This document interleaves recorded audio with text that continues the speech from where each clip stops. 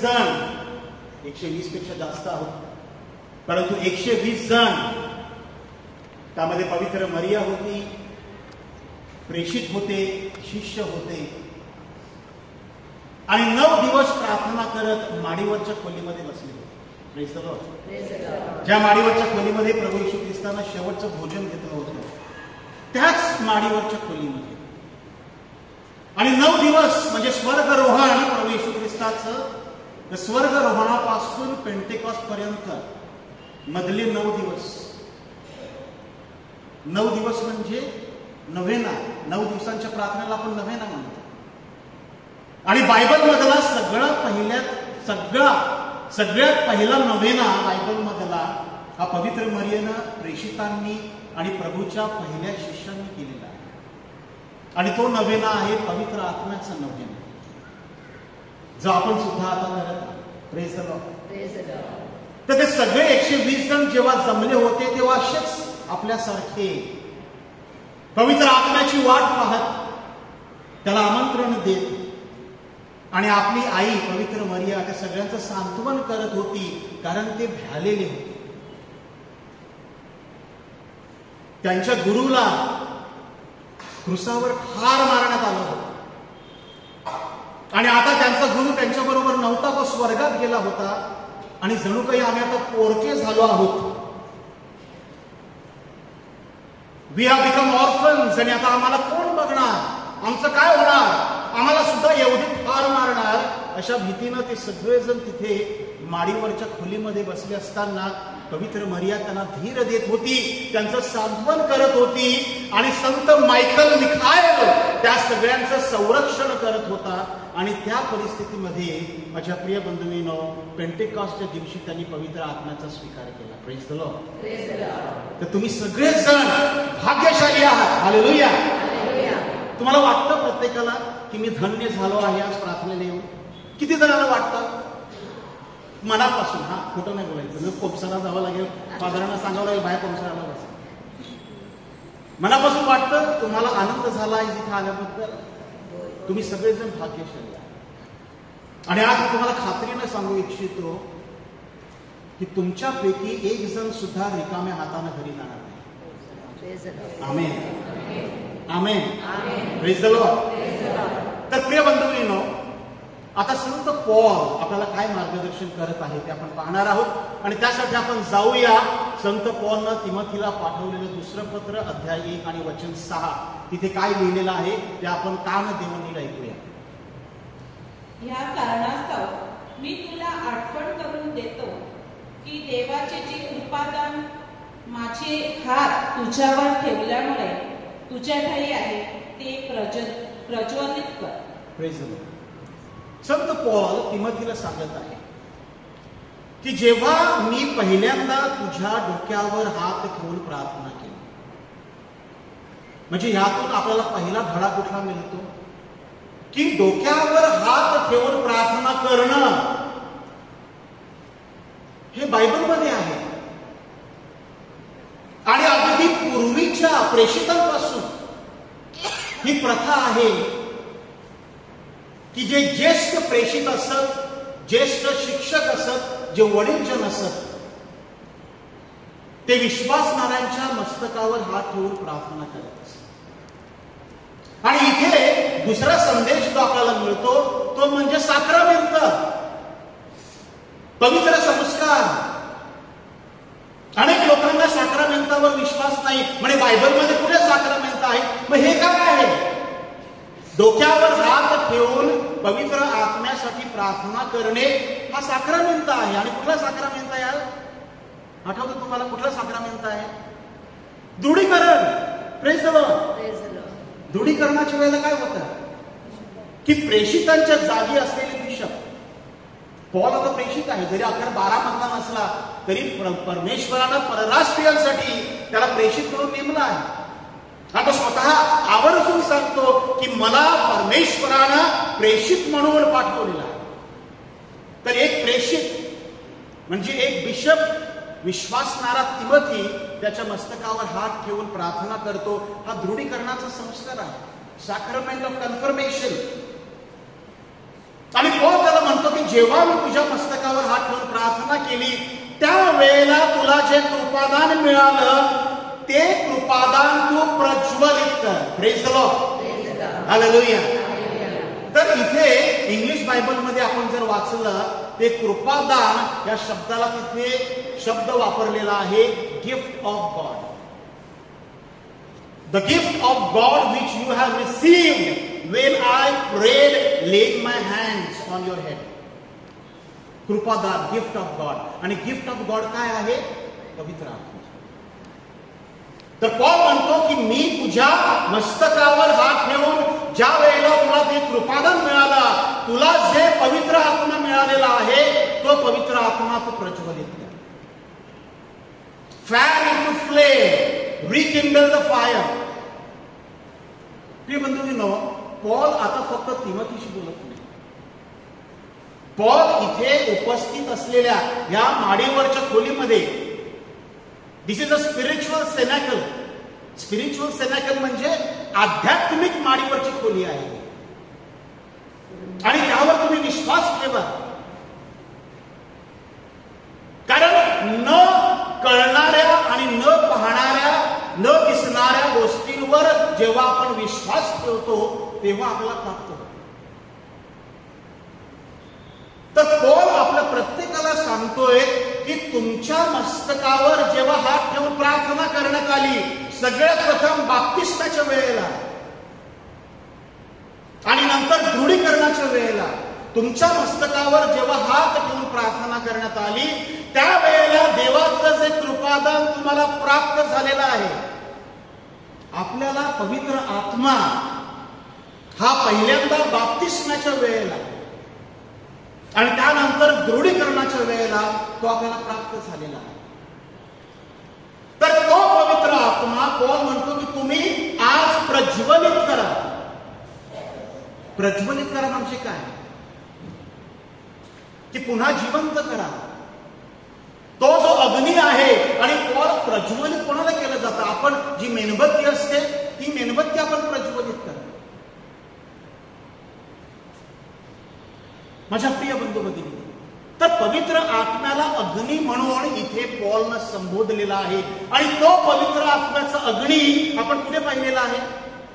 तर प्रेषितांची कृत्य अध्याय 2 आणि वचन 2 पासून पुढे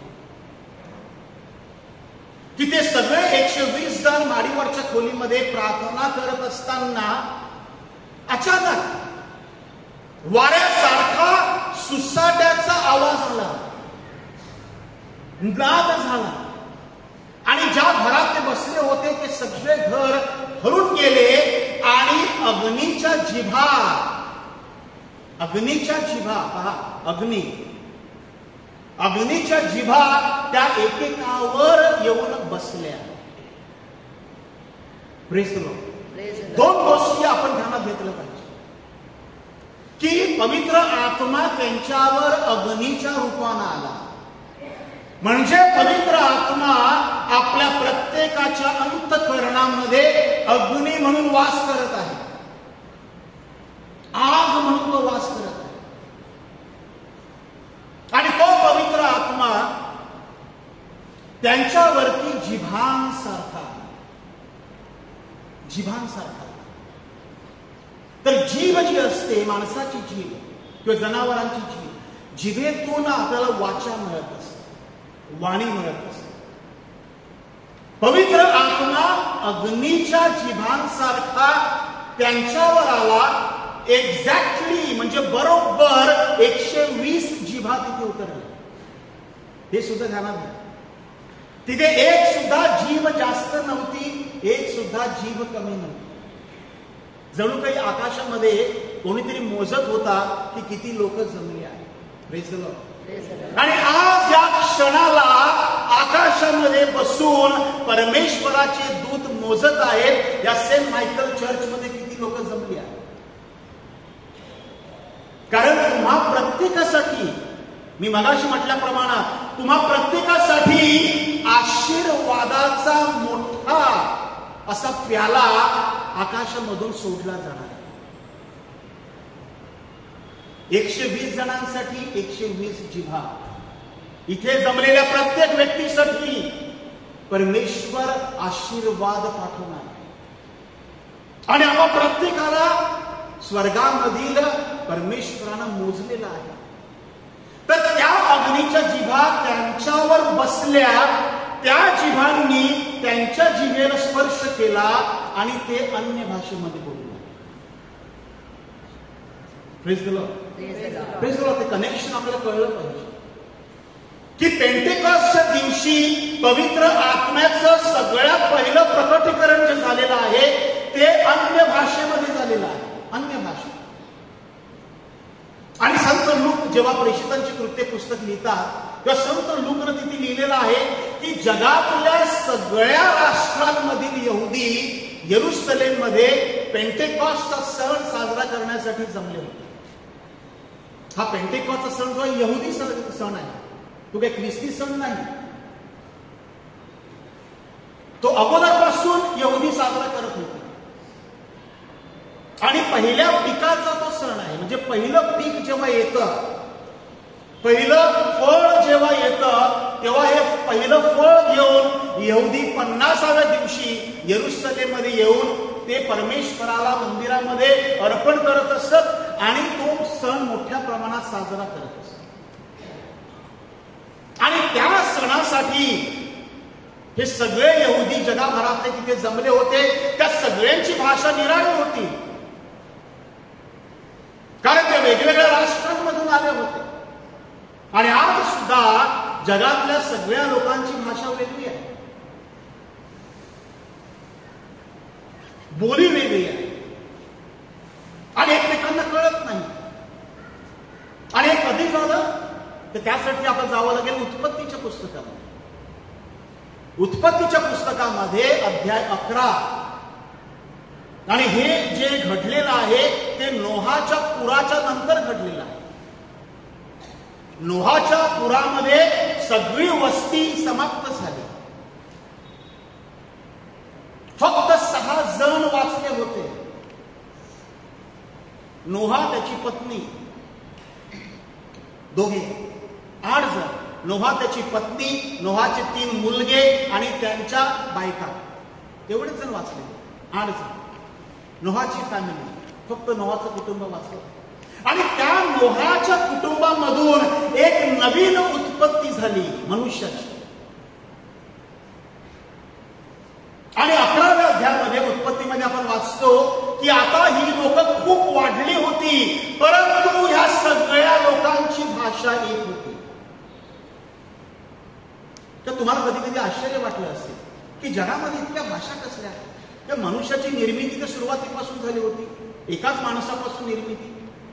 सुरुवातीला आदाम आणि एवेपासून निर्मिती, पुरानंतर नोहाच्या कुटुंबापासून निर्मिती. मग यांच्या भाषा वेगळ्या कशा झाल्या?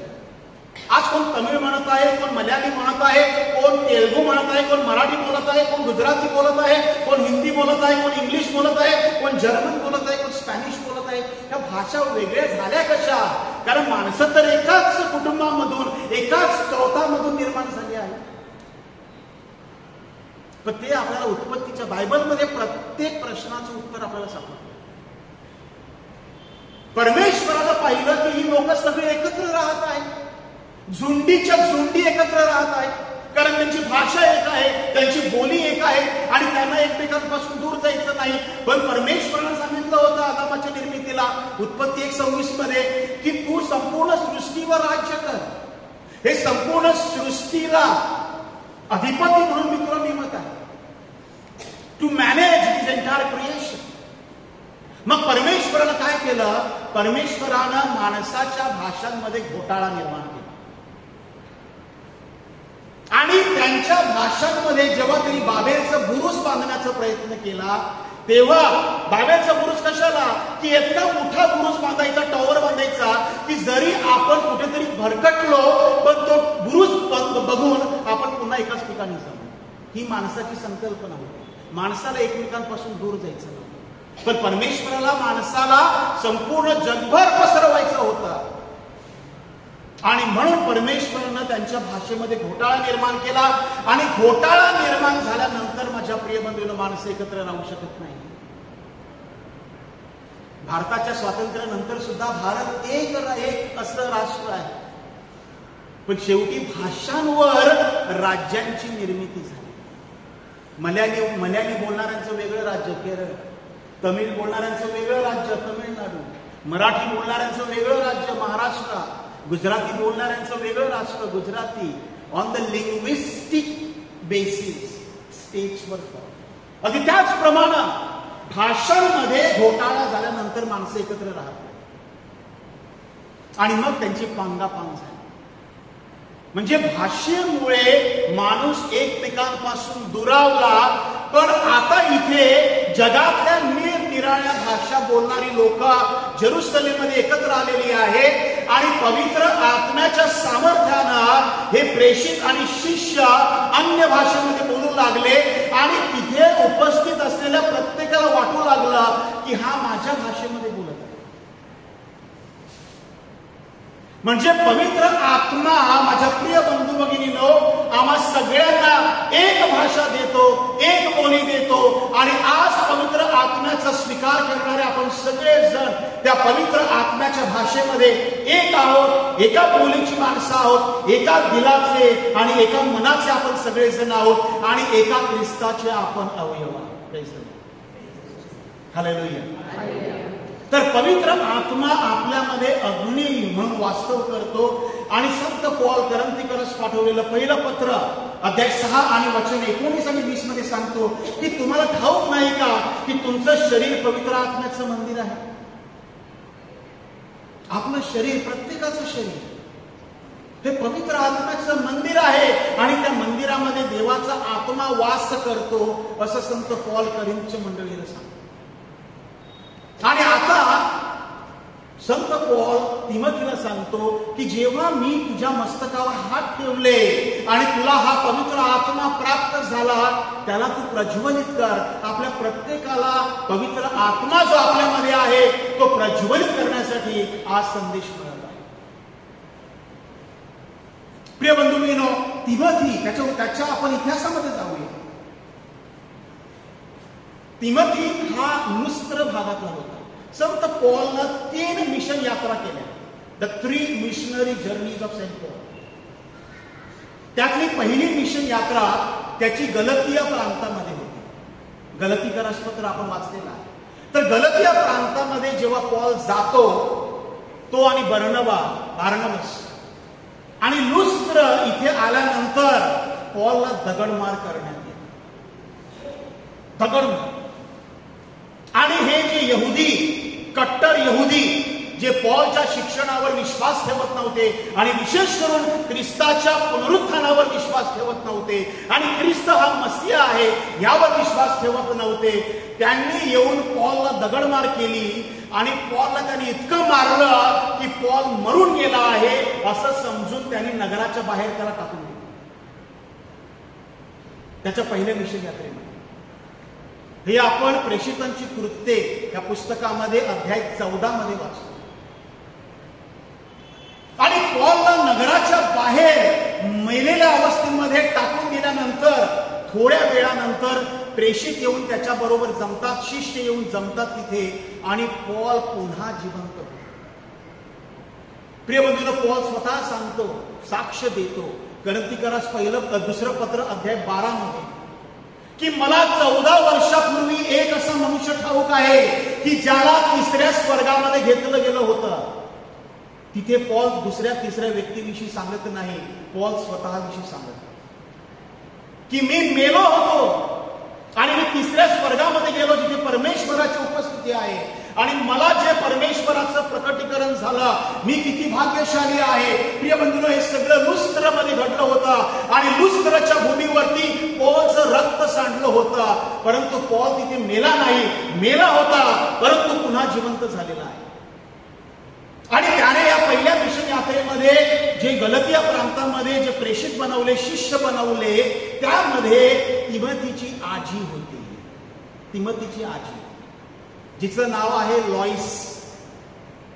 हे याच वचनाच्या अगोदरच्या वचनामध्ये 5व्या वचनामध्ये तिमोथीची आजी लॉईस ही पौलच्या पहिल्या मिशन यात्रेमध्ये झालेली ख्रिस्ती होती गलतिया प्रांतात. आणि लॉईस कडून तिमोथीच्या आई युनिस हिला ख्रिस्ती श्रद्धा प्राप्त झाली आणि मग युनिस कडून तिमोथीला ती श्रद्धा मिळाली. Praise the Lord. आपल्याला सुद्धा श्रद्धा आपल्या पूर्वजांकडून मिळालेली आहे. काही लोक इथे असतील की ज्यांनी ऍडल्ट बॅप्टिझम घेतलेला आहे, की पहिल्यांदा त्यांना श्रद्धा मिळालेली आहे. परंतु बहुतांश लोक इथे असतील की ज्यांना श्रद्धा त्यांच्या आई वडिलांकडून, त्यांच्या आजी आजोबांकडून, पणजोबांकडून त्यांना मिळालेली आहे. अनुवांशिक श्रद्धा आपल्या प्रत्येकाला मिळालेली आहे. आणि अनेक वेळा काय होतं की श्रद्धा जेव्हा आपल्याला वंशवेलीमधून मिळत असते त्यावेळेला ती श्रद्धा आपल्यामध्ये थंड होते, आपण थंडे पडतो. आणि जेव्हा आपण थंडे पडतो तेव्हा पवित्र आत्म्याचा अग्नी आपल्यामध्ये दिसत नाही. आणि म्हणून इफिसच्या मंडळीला जेव्हा सात पत्रांमध्ये इफिसच्या मंडळीला पत्र पाठवण्यात आलं, जे प्रकटीकरणाच्या पुस्तकामध्ये अध्याय 2 आणि वचन 4 मध्ये आपण वाचतो, ख्रिस्त म्हणतो की तुझ्यावर मला दोष ठेवायचा आहे. इफिसच्या मंडळी, तुझ्यावर मला दोष ठेवायचा आहे. आणि काय दोष आहे की तू आपल्या पहिल्या प्रीतीकडे गेला नाही. You have not gone to your first love. पहिली प्रीती काय आहे? पहिली प्रीती परमेश्वराची प्रीती आहे. आणि जेव्हा आपण थंड पडतो, कोमट होतो, माझ्या प्रिय बंधूंनो, परमेश्वर आपल्याला दोष देतो. कारण आपण कोमट होण्यासाठी ख्रिस्ती नाही.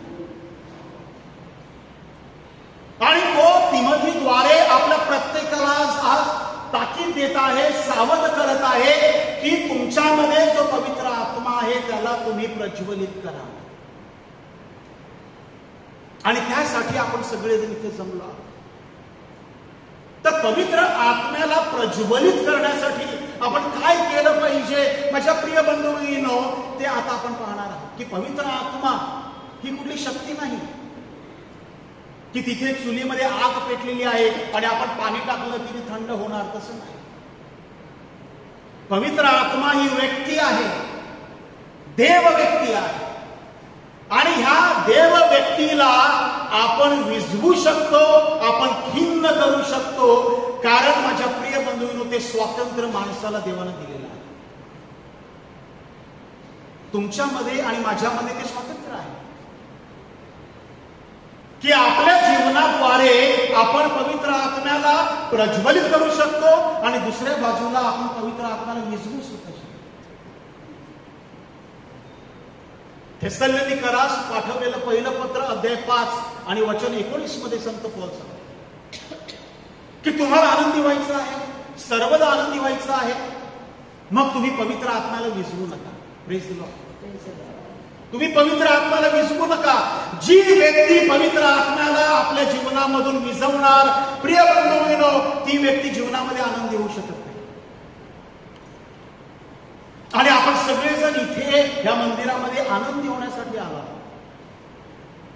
इथे एकही व्यक्ती नसणार की जी व्यक्ती परमेश्वराकडे प्रार्थना करेल की परमेश्वरा मला आणखी दुःख दे. एक सुद्धा नसणार. तर आपलं दुःख जावं, आपल्या जीवनातली निराशा निघून जावी आणि आपण सगळेजण परमेश्वरामध्ये उल्हासित व्हावे, आनंदी व्हावे. आपल्या कुटुंबामध्ये, आपल्या समाजामध्ये, आपल्या घरामध्ये जी भांडणं आहे, जी संकट आहे, जी समस्या आहे, जे कर्ज आहे, जे अपयश आहे, ते सगळं काढून टाकण्यासाठी आज आपण इथे परमेश्वराच्या पायाशी आलो आहोत. आणि पॉल तिथे आपल्याला एक अट घालत आहे. हा जणू काही मंत्र आहे की तुम्हाला जीवनामध्ये आनंदी व्हायचं असेल तर एक असली त्यातली पायरी आहे की तुम्ही पवित्र आत्म्याला विसरू नका. किंवा इफिसकरास पाठवलेलं पत्र अध्याय 4 आणि वचन 30 मध्ये पॉल सांगतो की तुम्ही पवित्र आत्म्याला खिन्न करू नका, दुःखी करू नका. पवित्र आत्म्याला आपण कसं खिन्न करतो, कसं दुःखी करतो, कशी त्याचं अग्नी आपण विझवतो, ते आता आपण पाहू. मत्तेच्या शुभवर्तमानामध्ये अध्याय 12 आणि वचन 36 आणि 37 तुमच्या मुखांतून जे व्यर्थ शब्द निघतात त्या शब्दांद्वारे तुमचा न्याय करण्यात येईल. Praise the Lord. हा हे फार महत्वाचं आहे. आपल्या तोंडातून पहा, आपल्याला वाटतं की माझा न्याय कसा होणार आहे मला माहित नाही. प्रभू स्पष्ट सांगतो की आपल्या प्रत्येकाचा न्याय आपल्या तोंडातून निघणाऱ्या शब्दांवर होणार आहे. जे व्यर्थ शब्द आपल्या तोंडातून निघतात, आपल्या मुखांतून निघणारा शब्द आपण दोषी आहोत की निर्दोषी आहोत हे ठरवणार आहे. त्यामुळे आपण सांभाळलं पाहिजे. आपल्या मुखांतून निघणाऱ्या शब्दांद्वारे आपण पवित्र आत्म्याला खिन्न करतो. कारण पवित्र आत्मा मंदिर आपल्या त्या शरीरामध्ये, या मंदिरामध्ये वास करतो. आणि जर या मंदिरामध्ये आपण घाण केली तर त्या घाणीमध्ये तो पवित्र आत्मा राहणार कसा? आता हे मंदिर आहे, this is a temple of God. आता ह्या मंदिरामध्ये जर कोणी घाण टाकली तर इथे कोण बसू शकणार नाही. ही बहीण इथे खाली बसली आहे, पण जर इथे घाण असली तर ती खाली बसू शकणार नाही. त्याचप्रमाणे आपलं अंतःकरण, आपलं हृदय, आपलं शरीर हे पवित्र आत्म्याचं मंदिर आहे. आणि ज्याप्रमाणे त्या पवित्र साक्रामेंटामध्ये येशू वास करतो, त्याचप्रमाणे आपल्या या शरीरामध्ये, अंतःकरणामध्ये पवित्र आत्मा जो देव आहे तो वास करतो. आणि जर या शरीरामध्ये, या अंतःकरणामध्ये पाप असेल, घाण असेल तर तिथे तो देव कसा राहणार?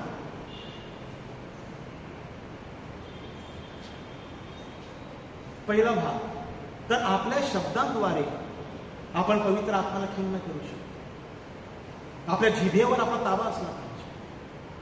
काय बोलायचं, काय बोलू नये, कुठले शब्द बोलायचे, कुठले शब्द बोलू नये, कधी शांत राहायचं हे आपल्या हातामध्ये आहे. ते आपलं स्वातंत्र्य आहे.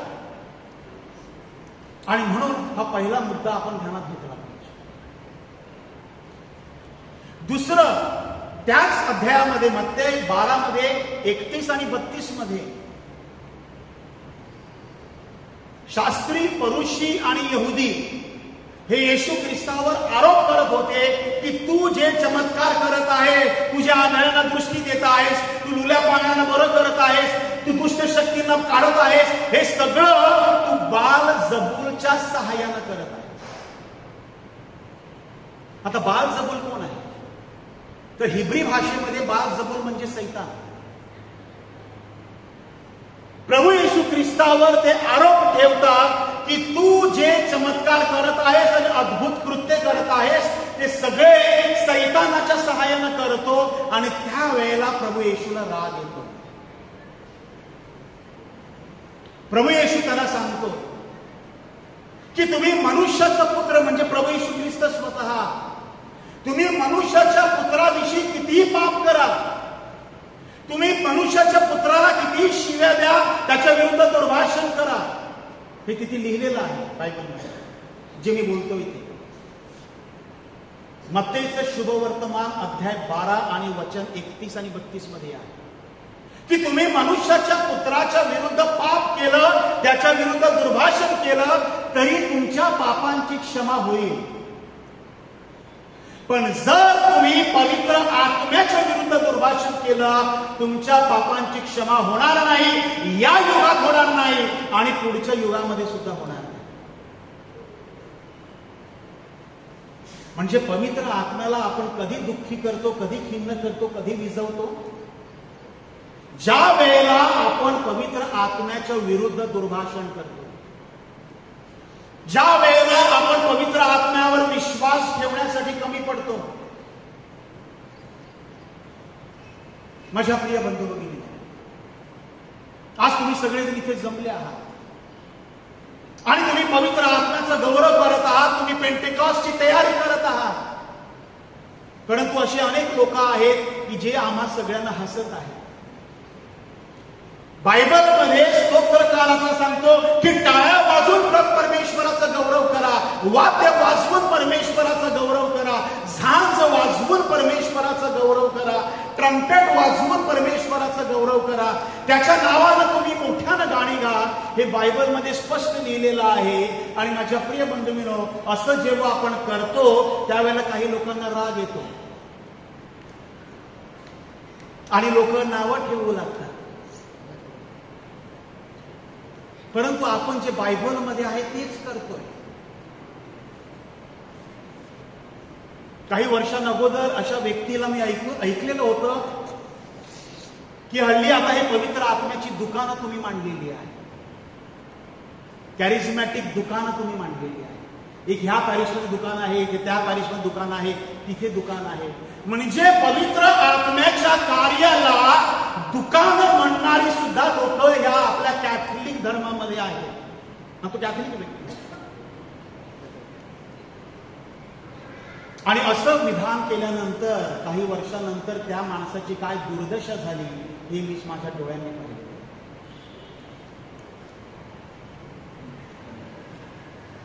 संत लिओ 13वे यांनी 1900 साली पवित्र आत्म्याचं नवेना करण्यासाठी चर्चला, ख्रिस्त सभेला आव्हान केले. संत लिओ 13वे. आणि तेव्हापासून हा पवित्र आत्म्याचं नवेना पेंटेकॉस्टच्या अगोदर सुरू आहे. मधल्या काळामध्ये चर्च पुन्हा विसरले पेंटेकॉस्टचं नवेना करायला. 1967 साली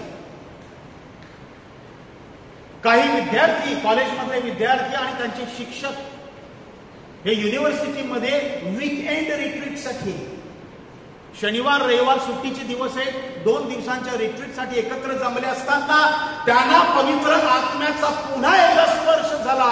कारण ते प्रार्थना करत होते की हे परमेश्वरा, तुझं वचन जे सत्य आहे, हे परमेश्वरा, जर बायबलमध्ये पेंटेकॉस्ट विषयी लिहिलेलं आहे आणि प्रेषितांची कृत्य अध्याय 2 मध्ये तुझ्या सामर्थ्याविषयी आम्ही ऐकतो आणि प्रेषित कृत्य पुस्तकामध्ये प्रेषितांनी आणि शिष्यांनी केलेलं कार्य जे आहे ते आम्ही वाचतो, ऐकतो आणि त्यावर विश्वास ठेवतो, मग तो अनुभव आम्हाला का येत नाही?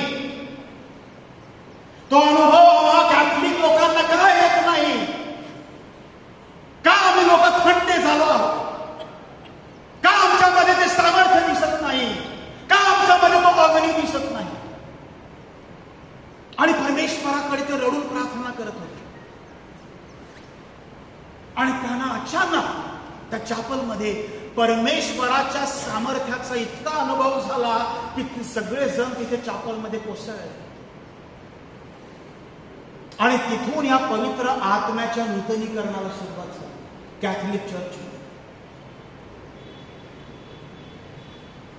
आणि जेव्हा हे सगळे पवित्र आत्म्याच्या नूतनीकरणावर म्हणजे ख्रिस्ती कॅथलिक लोक पोप संत जॉन पॉल दुसरे यांना भेटण्यासाठी गेले, तेव्हा पोप जॉन पॉल दुसरे यांच्या मुखांतून जो पहिला शब्द निघाला त्यांच्यासाठी तो होता, long live the charismatics. Praise the Lord. पवित्र आत्म्याच्या सामर्थ्यावर विश्वास ठेवणाऱ्या माझ्या कॅथलिक बंधू भगिनींनो, तुम्ही दीर्घायुष्य व्हा, असा आशीर्वाद संत जॉन पॉल दुसरे यांनी त्यांना दिला. तर तो पवित्र आत्म्याचा जो अग्नी आहे माझ्या प्रिय बंधू भगिनी, तो अग्नी आपण आपल्या श्रद्धेद्वारे जिवंत करूया. आणि म्हणून त्या पवित्र आत्म्याला आपण विझवण्याचं कार्य करूया आपल्या भाषेद्वारे, आपल्या शब्दांद्वारे. आणि फक्त आपली दुर्दशा होत नाही, शारीरिक नाही, तर आत्म्याची दुर्दशा किती आहे.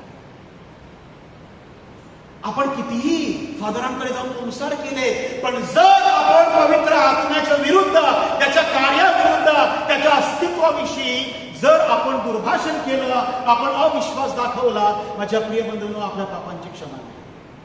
कितीही कोमसार झाले तरी सुद्धा. आणि येशू म्हणतो ह्या युगामध्ये तर नाहीच, पुढच्या युगामध्ये सुद्धा नाही, पुढच्या युगामध्ये सुद्धा नाही.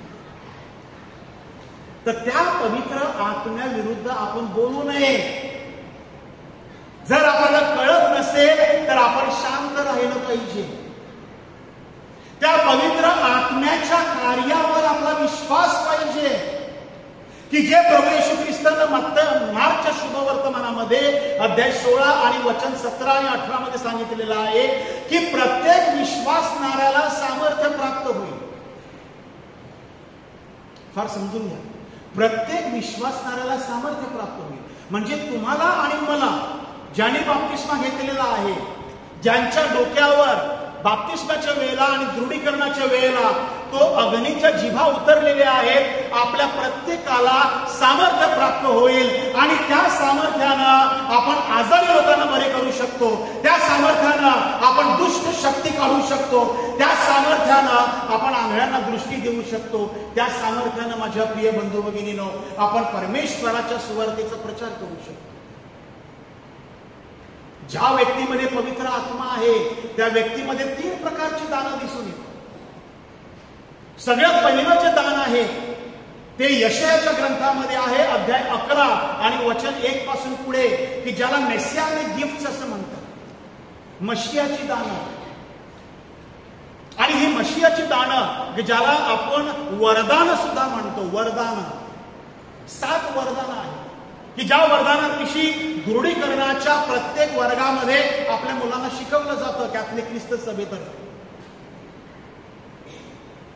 की त्या वरदानांमध्ये विजडम आहे, शुद्धता आहे, नॉलेज आहे, ज्ञान आहे, काउन्सिल आहे, समुपदेशन आहे, फॉर्टिट्यूड आहे, धैर्य आहे, धाडस आहे,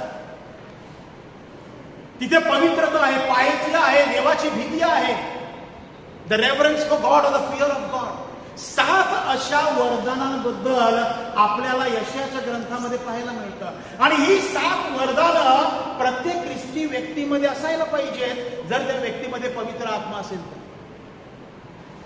जर तुम्हाला ओळखायचं असेल की माझ्यामध्ये पवित्र आत्मा प्रज्वलित आहे की माझ्यामध्ये पवित्र आत्मा विझलेला आहे, मग प्रथम 7 वरदानं तुमच्या जीवनामध्ये आहेत ती पहा प्रत्येक व्यक्तीमध्ये. कारण ही स्वतःच्या आध्यात्मिक उन्नतीसाठी दिलेली वरदान आहे. आणि त्यानंतर कॅरिस्मॅटिक गिफ्ट वेगळी आहेत. कृपादान आहे, पहिली वरदान कृपादान. करंथीकरास पहिलं पत्र अध्याय 12 वचन 7 ते 10 की 9 कृपादानांविषयी, स्पिरिच्युअल गिफ्ट कॅरिझम विषयी संत पॉल त्यांना सांगतो. 3 प्रकारची कृपादान आहे. पहिलं जे कृपादान आहे त्याला वाचेची दान, द वर्ड गिफ्ट, अन्य भाषा बोलणं, हो रबा खायलद्रे लशफा खार यलद्रे, तुम्हाला कळणार नाही परंतु ही भाषा पवित्र आत्म्याची भाषा आहे. जगामध्ये कुठल्या तरी राष्ट्रामध्ये ही भाषा बोलली जाते, मला माहित नाही. ज्याप्रमाणे पवित्र आत्मा माझ्या जिभेला स्पर्श करतो, ही अन्य भाषा निघते. वाचेचं दान. आणि या वाचेचा अर्थ काय आहे ते सांगण्याचं दान, इंटरप्रिटेशन ऑफ टंग्स, अर्थ सांगण्याचं दान. आणि तिसरं वाचेचं दान आहे संदेश देण्याचं दान.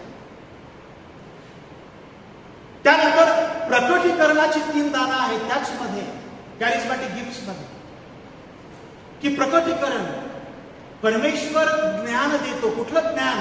जागतिक ज्ञान नाही. तर आता ही व्यक्ती माझ्या समोर बसली आहे, या व्यक्तीच्या मनामध्ये काय चाललेलं आहे, तिचं पूर्वीचं जीवन काय आहे, तिच्या जीवनामध्ये काय समस्या आहे, पवित्र आत्मा मला दाखवून देणार. आणि जेव्हा ती माझ्याकडे काउन्सिलिंग येणार तिला सगळं मी सांगणार.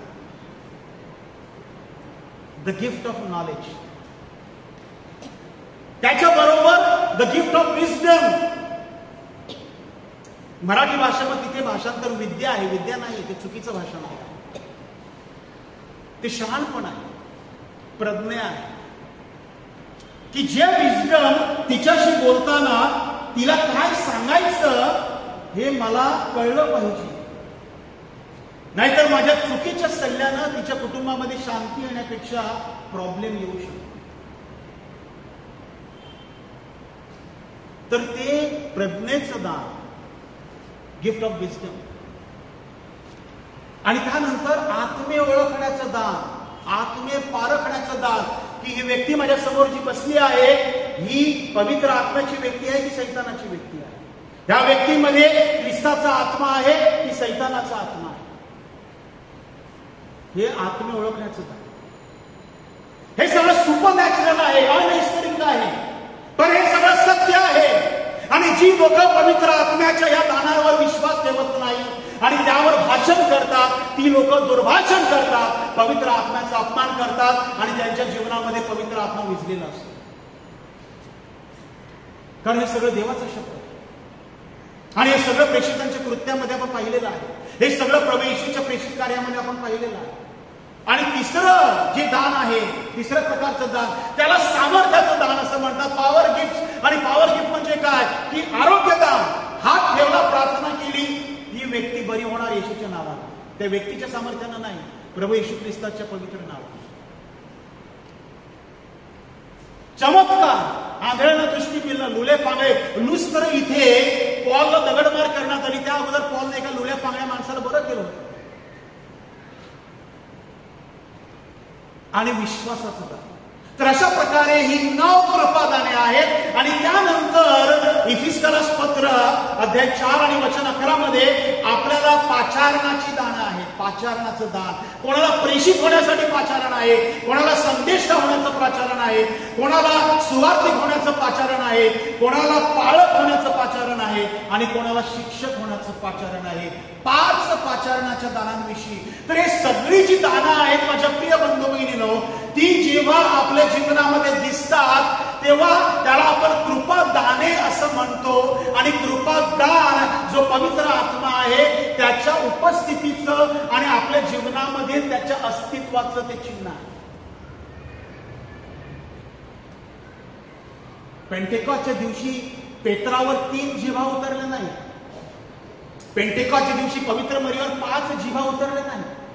तर पवित्र मरीवर सुद्धा एकच जीभ उतरली, पेत्रावर सुद्धा एकच जीभ उतरली आणि दुसऱ्या शिष्यांवर आणि प्रेषितांवर सुद्धा एकच जीभ उतरली. त्यामुळे तुम्ही असं मानू नये की आता ब्रदर इथे टॉक देतो म्हणजे ब्रदरवर 10 जिव्हा उतरलेल्या आहेत. नाही, जी एक जीभ तुमच्यावर उतरलेली आहे पवित्र आत्म्याची, ती एकच जीभ माझ्यावर उतरलेली आहे. त्यामुळे कोणी ज्येष्ठ नाही, कोणी कनिष्ठ नाही. तर आपण सगळेजण ख्रिस्तामध्ये एक आहोत आणि ख्रिस्ताच्या एका शरीराचे आपण अवयव आहोत. आणि म्हणून आपण सगळेजण मिळून त्या एका ख्रिस्ताचं शरीर होतो. आणि त्या एका ख्रिस्ताच्या शरीराची एकच भाषा आहे आणि ती भाषा आहे पवित्र आत्म्याची भाषा. आपल्या सगळ्यांची एकच बोली आहे. आपल्या सगळ्यांचं माझ्या प्रिय बंधूंनो एक मन आहे आणि एक दिल आहे.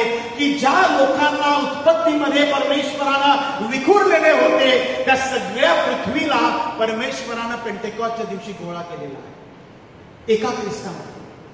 आणि ख्रिस्त आपल्या सगळ्यांचे मस्तक. आणि म्हणून हा पवित्र आत्मा आपल्यामध्ये जो आहे त्याला आपण विझवू नये, त्याला आपण नेहमी पेटतं प्रज्वलित ठेवलं पाहिजे. आणि म्हणून तुम्हा सगळ्यांना पाचारण आहे आणि म्हणून आपण सगळेजण इथे एकत्र जमलो आहोत आणि त्याचा आपण स्वीकार करूया. त्या पवित्र आत्म्याला सांगूया की जर माझ्या हातून असं काही घडलं असेल की ज्यामुळे मी तुला खिन्न केलं आहे त्याबद्दल तुम्हाला क्षमा.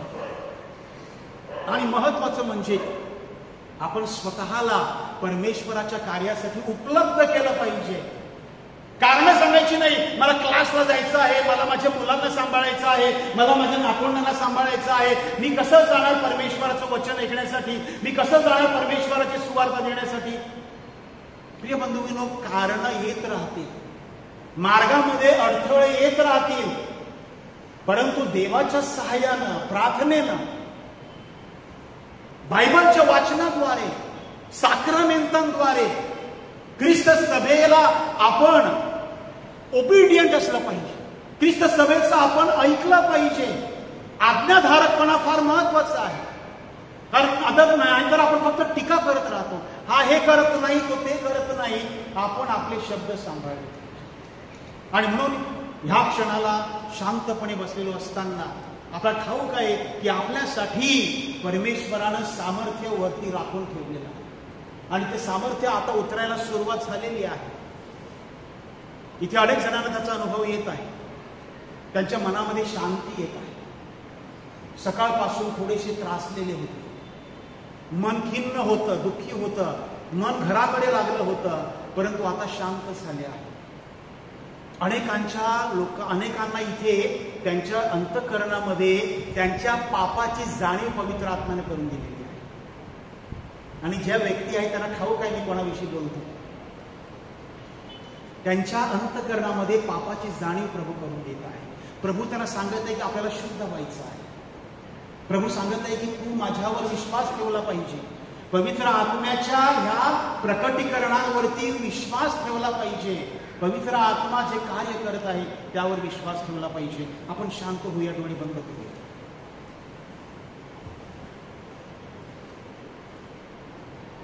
आणि प्रभूला आपण विचारूया, हे परमेश्वर, आज आम्ही सर्वजण किती भाग्यशाली आहोत की तुझ्या पायाशी तू आम्हाला आणला आहेस. आणि तुझ्या वचनाद्वारे आज आमच्या अंतःकरणामध्ये तुझं वचन वार करत आहे, सपासप वार करत आहे आणि आमच्या अंतःकरणामध्ये प्रवेश करत आहे. आमचे दगडाचे द्वार उघडत आहे. हे प्रभू, ज्याप्रमाणे संत जॉन 23 ह्यांनी दुसऱ्या व्हॅटिकनच्या अगोदर प्रार्थना केली की हे परमेश्वरा, तुझा पवित्र आत्मा पाठव आणि एक नवीन पेंटेकॉस्टचा आम्हाला अनुभव येऊ दे. आज आम्ही तीच प्रार्थना करत आहोत की परमेश्वरा, परवा पेंटेकॉस्ट आहे आणि ह्या पेंटेकॉस्टच्या दिवशी आम्हाला तुझ्या पवित्र आत्म्यानं तू भर, एक नवीन व्यक्ती आम्हाला बन, आमच्या मधला अंधकार दूर कर.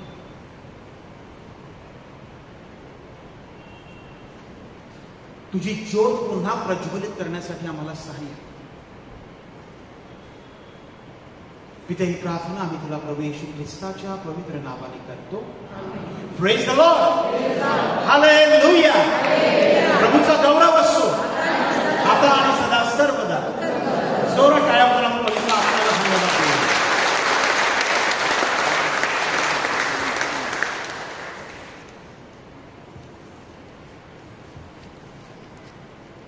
Thank you brother Linus.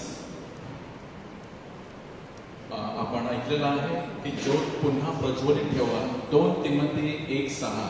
हालेलुया. तर प्रिय बंधूंनो, आता आपण पवित्र मिस्सा